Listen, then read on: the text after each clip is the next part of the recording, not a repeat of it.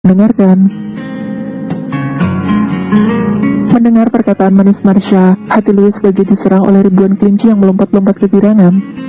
Louis melingkarkan kedua tangannya di pinggul Marsha dan memeluk Marsha dengan erat. Aku merindukanmu setiap hari, balas Louis.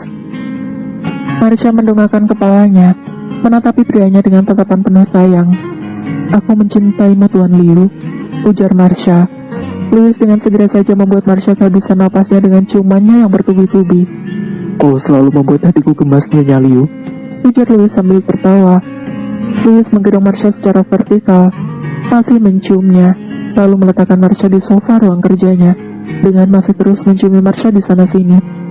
Mengingat tiap kali bersama dan melihat Marsha, selalu bisa mematik rasa inginnya. Louis mendekor semua ruangan, hampir memiliki sofa besar di salah satu sudut ruangannya. Karena Nyonya selalu menggoda suami, maka malam ini suami tidak akan melepaskan, ujar Louis dengan senyuman nakal seraya dengan cepat membuka kancing piyama Marsha satu persatu. Marsha hanya menjawab dengan suara tawa menahan geli, ketika Louis mulai bergerilya lagi dengan tangan dan mulutnya. Mendengar suara tawa Marsha yang bercampur dengan desahan, semakin membuat Louis ingin segera mengunyah-ngunyah wanita di depannya ini. Dua tubuh yang kelelahan saling berpelukan di atas sofa. Baju-baju mereka sudah terjatuh tak beraturan di bawah sofa. Kedua insan yang masih saja dimabuk cinta itu terus saling berpelukan, menikmati malam romantis mereka. Marsha membuka kedua matanya dan melihat tubuhnya telah diselimuti oleh Louis. Sementara Louis tersibuk kembali dengan berkas-berkas pekerjaannya. Marsha mengambil piyamanya dan mulai memakainya kembali. Hei, ini sudah lewat tengah malam loh. Letakkan pekerjaanmu, ayo beristirahat, ujar Marsha. Louis mengangguk menandatangani beberapa berkas lalu menutup berkas pekerjaannya itu. Ayo, ujar Louis seraya menarik tangan Marsha dan membawanya ke kamar mereka. Sepekan lagi adalah hari pernikahan Hana dan Jun. Semua kerabat dan teman dekat sudah bersiap untuk pergi ke Indonesia. Jun maraton menyelesaikan pekerjaannya agar bisa memiliki bulan madu yang tenang bersama Hana. Sementara ketiga sahabat itu akan pergi lebih dulu ke Indonesia untuk menyiapkan segalanya. Para pria akan datang di beberapa hari sebelum pernikahan dilaksanakan. Sayang, jangan terlalu merindukan kami ya, ujar Marsha kepada Louis. Louis memicingkan matanya. Ish, jawab Louis seraya menggendong Eric dan menepuk-nepuk lembut punggung Eric. Sudahlah, jangan merajuk, hanya berpisah beberapa hari loh, ucap Marsha. Apakah sudah siap? Tanya Marsha kepada Dian. Iya Nyonya, jawab Dian. Louis merasa puas melihat pengaturan ini. Asisten Lee berdiri di sampingnya, sementara Dian berdiri di samping putranya. Dian memiliki nilai akademik yang tinggi juga cukup pangkas dengan dibuktikan memenangkan beberapa penghargaan dalam perlombaan ilmu bela diri. Beberapa lama, Axel, Elana, dan Sean datang. Axel mencium Sean sebelum mereka pergi. Setelah melihat pesawat JetBlue menghilang di antara sekawanan awan biru, Louis dan asisten Lee juga Axel bergegas pergi meninggalkan bandara untuk segera bersibuk dengan pekerjaannya. Kak Han, Hana dan keluarganya sudah sampai terlebih dahulu. Kak Han telah mengatur orang-orangnya untuk menjemput Elana dan Marsha, lalu segera membawanya ke Pulau Bidadari. Hana tengah menunggu kedatangan dua teman baiknya itu.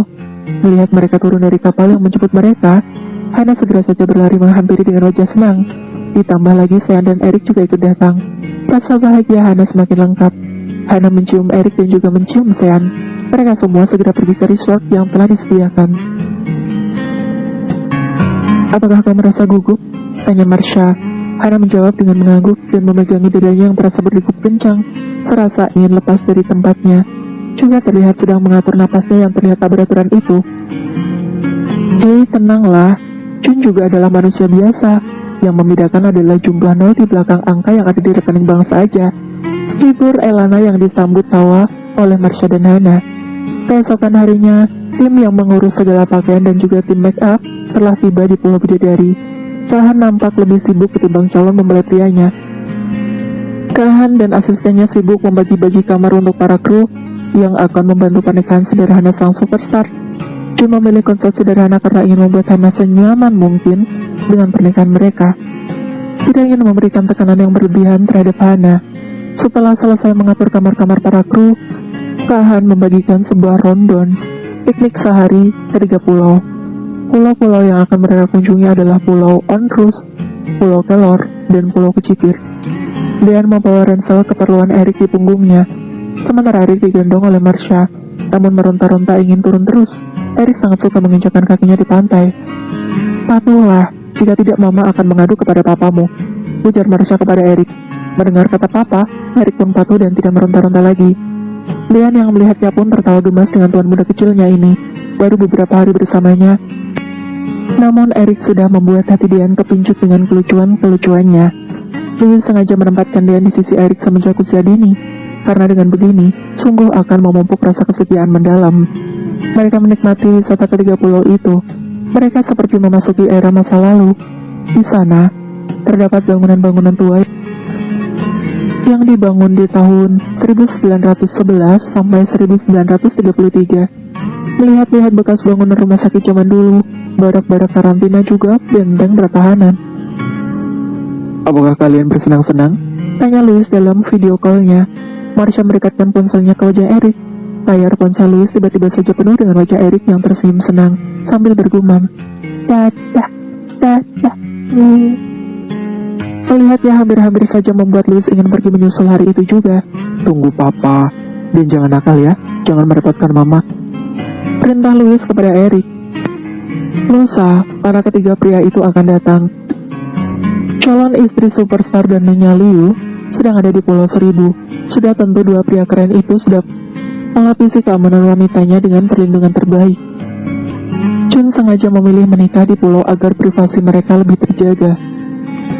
Meski pasti akan ada beberapa foto yang muncul oleh paparazzi yang gigih tangguh menghadap-hadap untuk mendapatkan foto pernikahan mereka. Para mama sibuk membantu persiapan pernikahan yang akan diadakan beberapa hari lagi. Para bayi sibuk bermain dengan Dian. Sungguh tepat pilihan Louis. Dian benar-benar bisa menangani Sean dan Erik. Mereka sungguh-sungguh menjadi bayi-bayi yang patuh di bawah asuhan Dian.